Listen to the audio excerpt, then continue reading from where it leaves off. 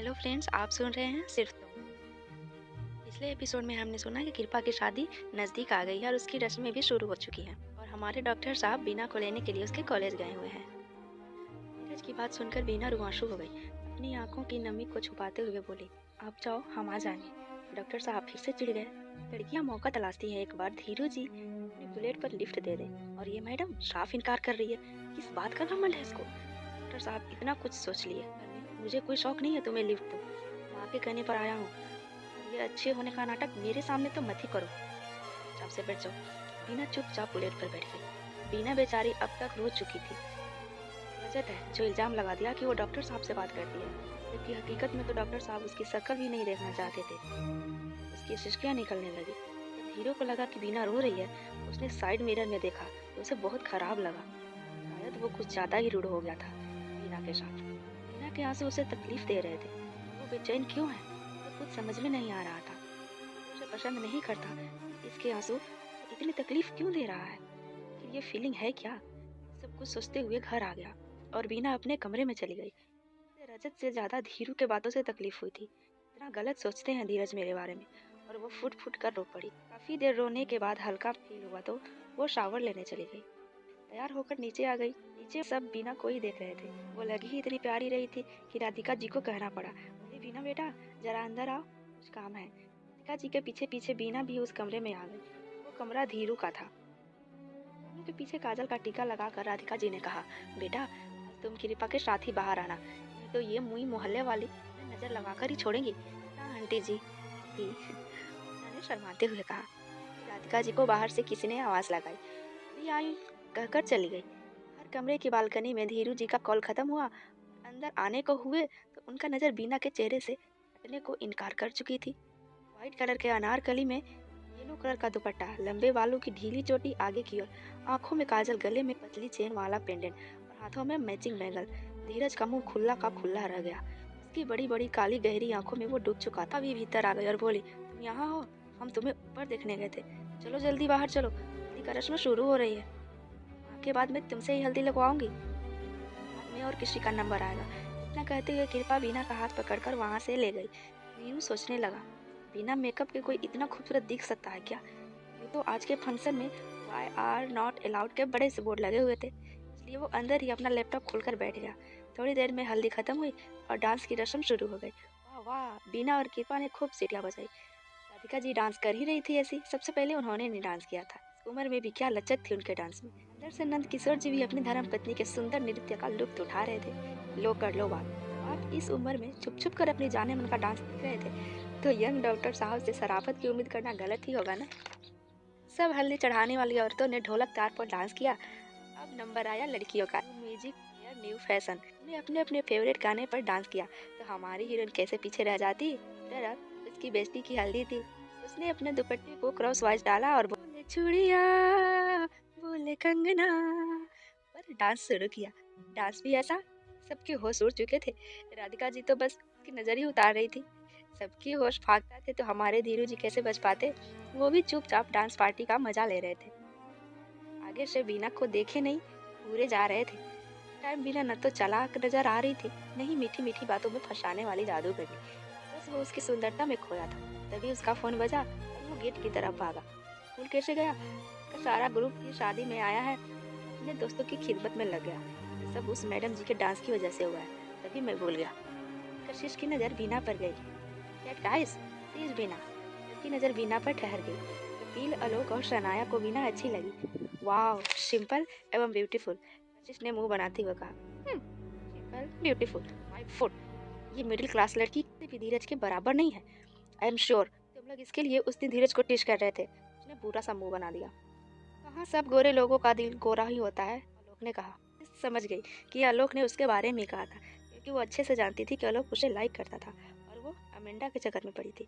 कशिश एक संपन्न घर की जीती और बददिमागी लड़की थी, जिसे अपने पैसे और रूप का बहुत घमंड। डॉक्टर साहब के दिमाग में जो मैच और अनमैच का बीज बोया था, ये कशिश का ही करा धारा था। सबके बीच जब बीना नाश्ते के लिए पूछने आई तो कशिश ने उससे पूछ ही लिया, अरे वाह, तो बड़ी मेहनत कर रही हो, कब से लगी हो इस घर में? लगता है नई आई हो। पिछली बार जब मैं आई थी तब तुम नजर नहीं आई थी, उसने गर्व से इठलाते हुए कहा। वैसे ठीक भी है, शादी के घर में 50 काम होते हैं। आंटी जी बेचारी कैसे कर पाएंगी। और हाँ, एक बात और, आंटी जी बहुत अच्छी हैं। और देखो, फंक्शन के अकॉर्डिंग तुम्हारे कपड़े भी अरेंज कर दिए हैं। और एक शैतानी मुस्कान उसकी ओर फेंकी। बीना थोड़ी देर खामोश रही, फिर बोली, सही कहा आपने, इस शादी के घर में 50 काम होते हैं, तो हमें तो आंटी जी की हेल्प करनी ही है। और ये हमारा ही घर है, तो अपने घर में काम करके कोई नौकर नहीं हो जाता। फिर तो तुम्हारी माँ भी नौकर ही हुई ना अपने घर में। बीना, तुम्हारी हिम्मत कैसे हुई मेरी माँ को नौकर कहने की, कशिश चिल्लाते हुए बोली, ऐसे ही जैसे अभी तुम बीना को बोल रही थी। कृपा ने आते ही कहा। कृपा को अचानक से सामने देखकर कशिश के चेहरे का रंग उड़ गया। नहीं नहीं कृपा, मैं तो बस बीना की वर्किंग स्किल की तारीफ कर रही थी। रियली? झूठ मत बोलो, मैंने खुद अपनी कानों से सुना है। और मैंने भी। पीछे से दादी भी आ गई। अब कशिश चुपचाप मुंह लटकाए खड़ी थी। दादी ने कहा, देखो कशिश, आज तुम धीरू की मेहमान बनकर आई हो, चुपचाप से रश्मि एंजॉय करो। इसके बाद अगर तुमने बीना से कोई बदतमीजी की तो मैं भूल जाऊंगी, मेरी मेहमान हो। कशिश ने धीरे से कहा और वहां से निकल गई। छत पर इन बातों से अनजान धीरू, कपिल, आलोक अपनी पार्टी अलग ही एंजॉय कर रहे थे। आलोक ने कशिश को वहां से गुस्से में जाते हुए देखा। कपिल ने आलोक को जब कशिश को घूरते हुए देखा तो उसके पीठ में हल्के से कोहनी मारते हुए कहा, कहेगा उससे अपने दिल की बात। आलोक झेप गया। उसे पता है कि मैं उसे पसंद करता हूँ, शायद किसी और को पसंद करती है। मैं दुखी होते हुए कहा। तो कपिल बोला, अबे तुझे छोड़कर किसे पसंद करती है वो? धीरज को। तभी धीरज को खांसी आ गई। संभल कर यार, आलोक ने कहा। तो जानता है ना मैं अभी क्या बकवास की है? नाराज होते हुए बोला। उसने कहा, हाँ अच्छे से जानता हूँ, मैंने अभी क्या कहा है। मेरे और कशिश के बीच ऐसा कुछ नहीं है, ट्रस्ट मी यार। धीरज आलोक को विश्वास दिलाते हुए बोला, I know there is nothing between you and Kashish, तो तेरा भूत चढ़ा है। आलोक ने निराश होते हुए कहा, चिंता मत कर, मैं बात करूंगा कशिश से। और वह कुछ आगे कहता तक कृपा शनाया को साथ लेकर छत पर आ गई। उसके चेहरे को देखकर धीरू ने अंदाजा लगा लिया कि कुछ गड़बड़ है।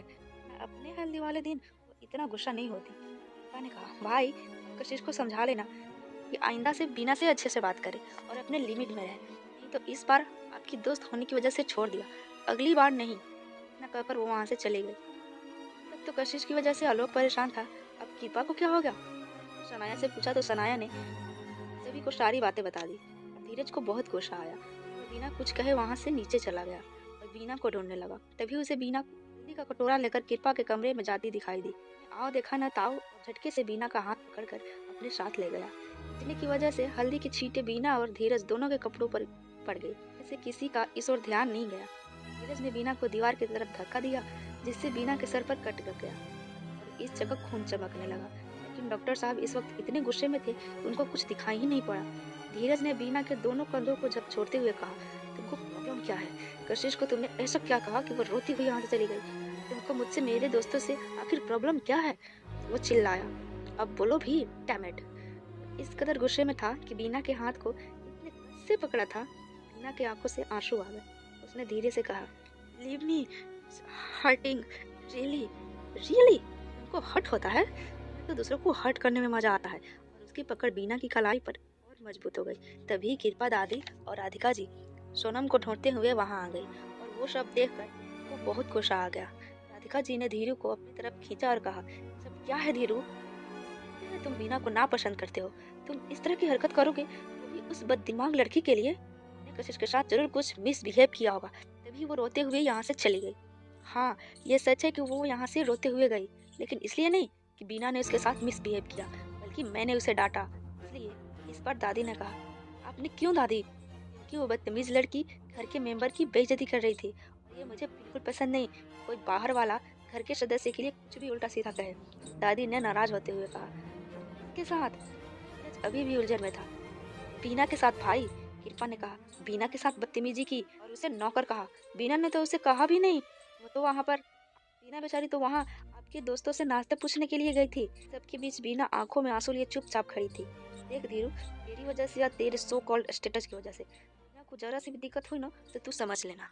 राधिका जी ने धीरू को आगाह करते हुए कहा, मैंने इसके पापा को भरोसा दिलाया था कि बीना को इस घर में कोई परेशानी नहीं होगी, पर यहाँ तो मेरा अपना बेटा ही मेरे दिए गए भरोसे को तोड़ने में लगा हुआ है।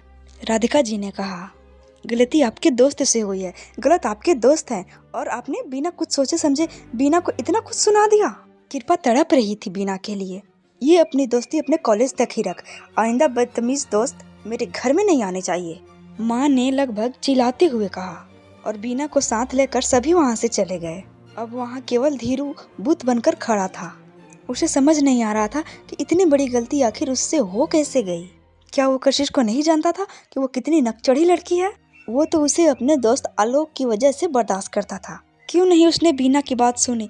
क्यों नहीं उसने कृपा की कही बात को सही मान लिया? अब उसे खुद के ऊपर बहुत गुस्सा आ रहा था। वो इतना बदतमीज कब से हो गया? बीना दर्द से कराह रही थी और उसने उसकी कलाई को और जोर से मरोड़ दिया। ये सोचकर ही उसने अपने हाथ को जोर से दीवार पर मारा और वहीं जमीन पर निढाल होकर बैठ गया। रात गहरी हो चुकी थी। सारे मेहमान विदा हो गए थे। जो भी रिश्तेदार थे वो गहरी नींद में सो चुके थे, लेकिन धीरू की आंखों में नींद नहीं थी। उसे रह रहकर बीना के आंसुओं से भरे चेहरा याद आ रहा था। और तभी उसके कदम बीना के रूम की तरफ बढ़ गए। धीरे धीरे वो आसपास देखते हुए ऊपर जा रहा था। एक बार तो वो तमाशा करवा चुका था अपनी, लेकिन इस बार कोई चांस नहीं लेना चाहता था। दरवाजा खोलकर उसने धीरे से देखा, बीना सो चुकी थी। उसके आंखों के कोरों पर अब भी नमी थी। इसका मतलब वो रोते रोते ही सो गई थी। धीरज उसके मासूम से चेहरे में खो गया। उसने कान पकड़कर माफी मांगी। अरे भाई, वो तो सो रही है। धीरज घबराहट में पीछे पलट गया। सामने कृपा खड़ी थी। आई एम सॉरी कृपा। भाई, जिसका आपने दिल दुखाया है, माफी उसी से मांगना। बुआ जी यही हैं। अगर उन्होंने इस वक्त आपको यहाँ देख लिया तो आधी रात को ही हंगामा खड़ी कर देंगी। और कृपा ये कहकर वहाँ से चली गई। धीरज ने मुड़कर बीना को देखा। उसके कलाई पर रेड रेड रेसेज हुए थे और वो फिर से तड़प उठा। पर क्यों हो रही थी उसे ये तड़प? वो अभी भी अपने दिल के हाल से बिल्कुल अनजान था। अगली सुबह सभी सुस्ती से जगे और बीना ने तो तय कर लिया था वो धीरज के सामने आएगी ही नहीं और नहीं उसके किसी कहे हुए बात पर रिएक्ट करेगी। उधर धीरू जी थोड़ा लेट सोए तो जाहिर सी बात है कि उनकी सुबह थोड़ी लेट से ही होगी। देख नहीं है माँ, सूरज चढ़ गया और आपके लाडले डॉक्टर साहब अभी भी नहीं उठे हैं। बहन की शादी है, इतने सारे काम फैले हुए हैं और लॉर्ड गवर्नर को सोने से ही फुर्सत नहीं है। उठ जाएगा राधिका, क्यों परेशान हो रही है? बहुत देर बाद सोया था वो। हाँ, तो रात में गद्दर भी तो उसी ने फैलाया था। माँ, इतना कुछ सुना चुकी हैं आप, अब सुबह सुबह फिर से शुरू हो गई। अभी कुछ बाकी है क्या? धीरज ने उबासी लेते हुए बोला। अच्छा चलो चाय पी लो, फिर कुछ काम करना। माँ, पहले मुझे वर्कआउट करना है। तो राधिका जी ने कहा, अच्छा 10 बजे तू वर्कआउट करेगा? अच्छा ठीक है, नहीं करूँगा, रहने दो। अब ये छोरा ये तो बोल नहीं सकता कि उसे मैडम जी को देखना है। वो चुपचाप चाय पीने लगा।